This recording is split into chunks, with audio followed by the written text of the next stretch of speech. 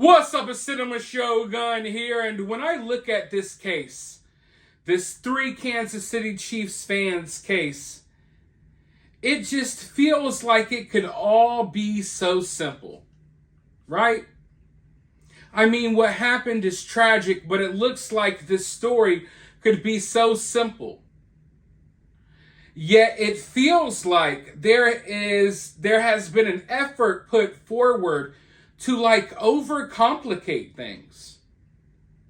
On one hand, we have law enforcement who seems to be extremely tight-lipped about this situation more often than normal. And listen, I cover cases all the time.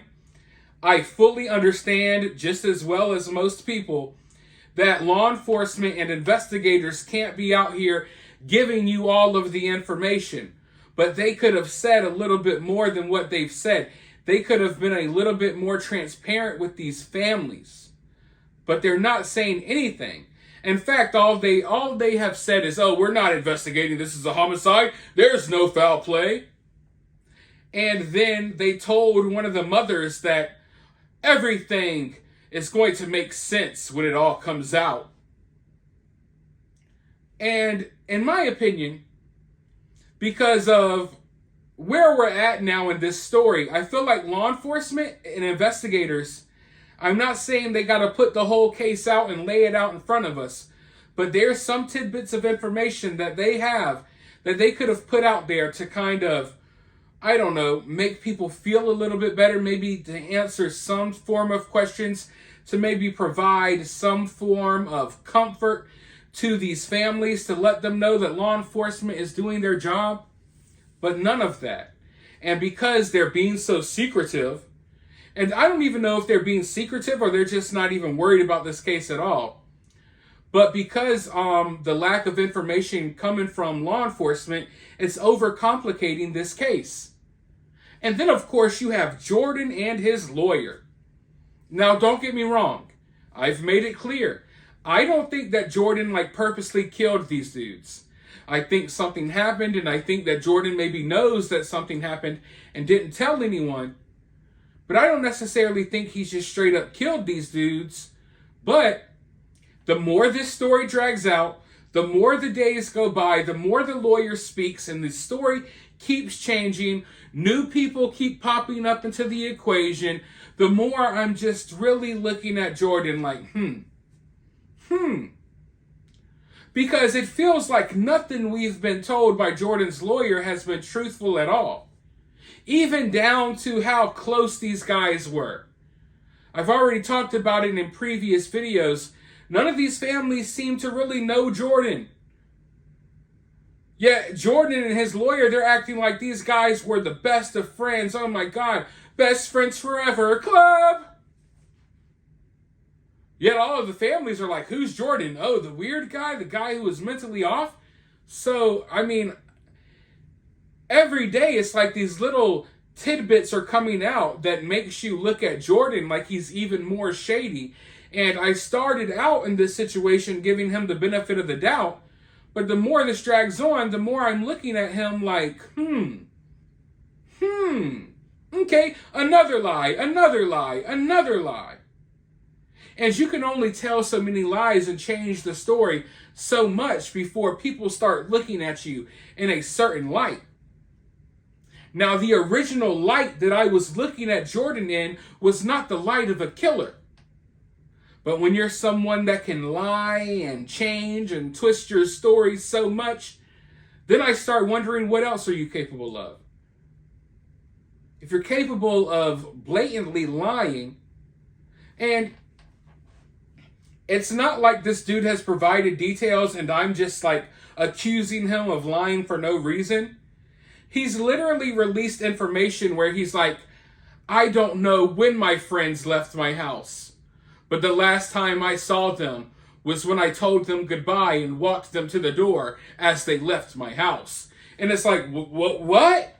The inconsistencies are so frequent and they're so close together that he literally contradicts himself within the same statements that are put out there.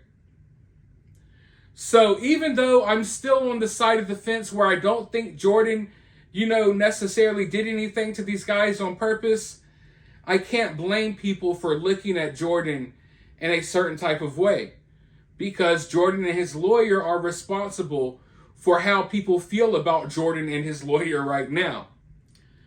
But I want to roll this clip from the news really quickly. I want to listen to what this mother has to say about the situation.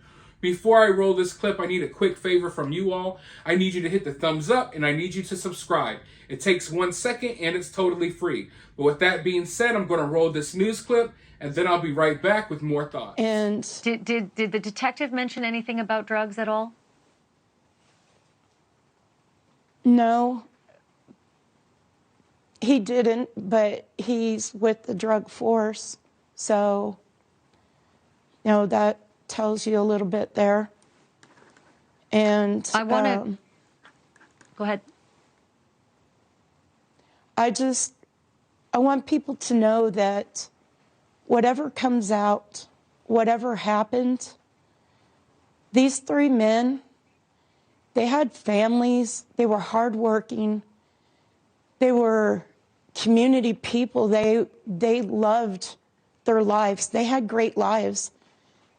My son, he was an avid skier, he was a coach for baseball team. I mean, he had a full life.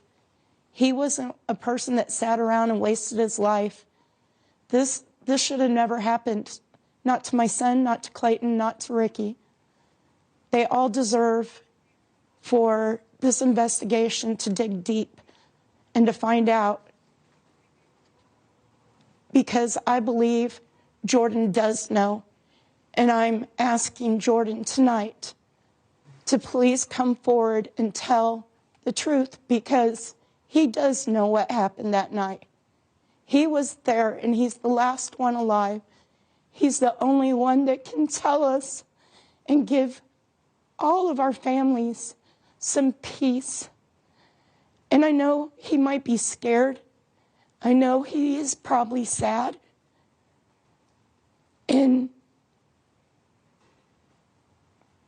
But he has to know. I'm sorry. He has to know that it's understandable. That we need answers. We need to know. We need to know the truth. And that nothing but the truth is going to work.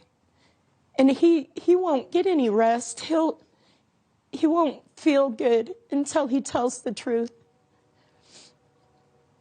And I believe there was a lot that happened that night.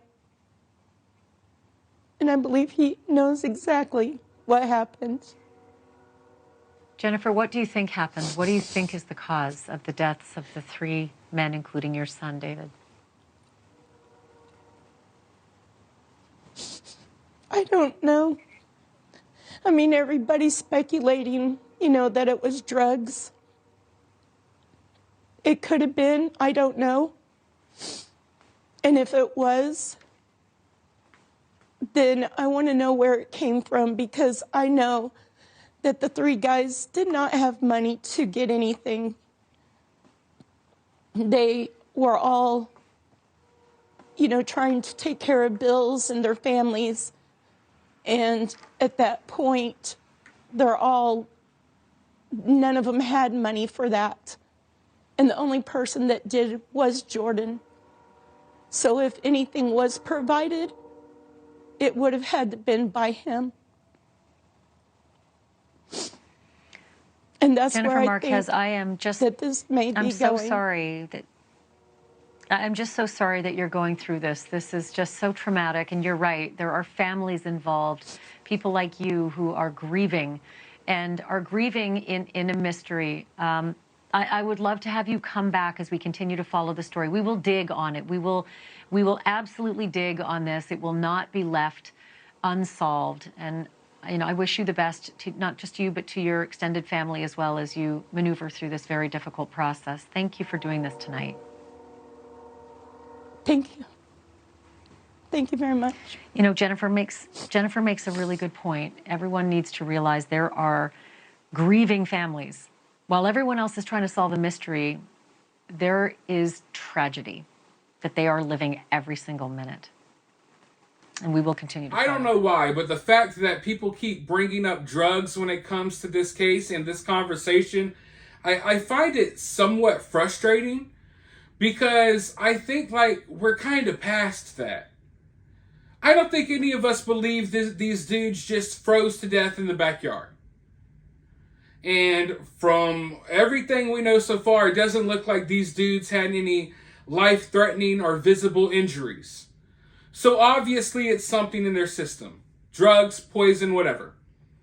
So I just don't want the conversation to be here to be surrounded by drugs. Everyone, let's talk about the substances that these guys may or may have not done.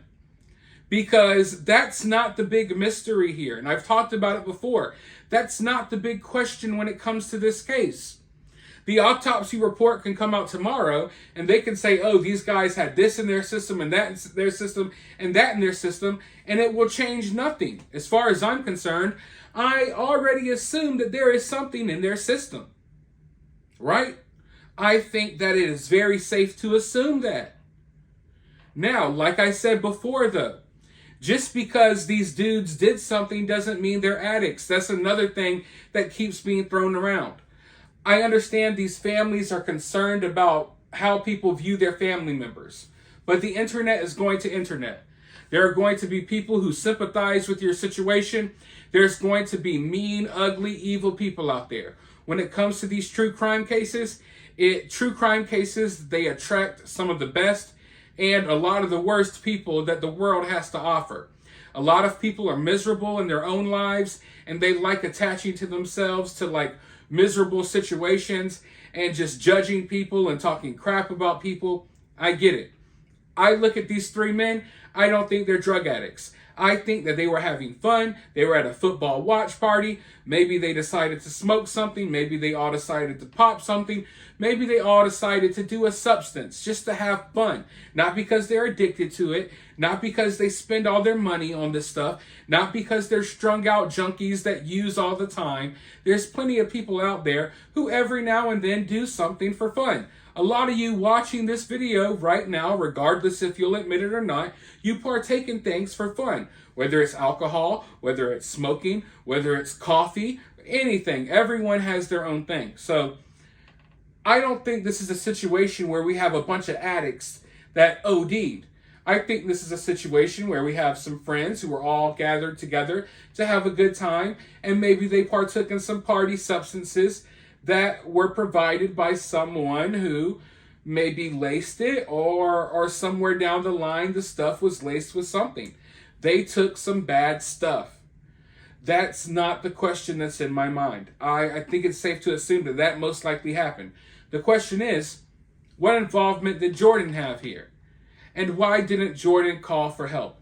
If Jordan saw that these three men were dying and they were having trouble breathing or this or that, and he chose to panic and not say anything and just, I'm going to go upstairs and go to sleep and hope this never happened. Or I'm too scared to report the police about what's happening here, so I'd rather these guys just die and I pretend like it happened while I was asleep. Like, who knows? We want to know what the role Jordan played in this situation. That's what matters. The autopsy report isn't going to tell us what role Jordan played. The toxicology reports aren't going to tell us what role Jordan played. So the more we focus on this conversation about drugs, the more people are going to think that this case is all of a sudden solved as soon as the autopsy and the toxicology report comes back. And I feel like that's kind of what these parties want. You know, law enforcement, they don't seem like they want much to do with the case. They want this case to go away once the results come back. Jordan and his lawyer, they want this case to go away once the results come back. And the more we focus on what drugs these guys were doing or what they were doing, the more we mold people into thinking that that's the end of the conversation, that that's the end of the story, that that's the closure. You find out, oh, your husband, your son did this, or he popped that. That's the end of the story, but that is not the end of the story. We need to find out, what did Jordan know, and why were their bodies laying in your backyard while you refused to answer the phone, answer the door, or anything for days on end? But with that being said, let me know your thoughts about this down in the comments below. If you're feeling generous, you can donate to the channel via Cash App, or you can donate via Super Thanks. My Cash App will be in the pinned comment.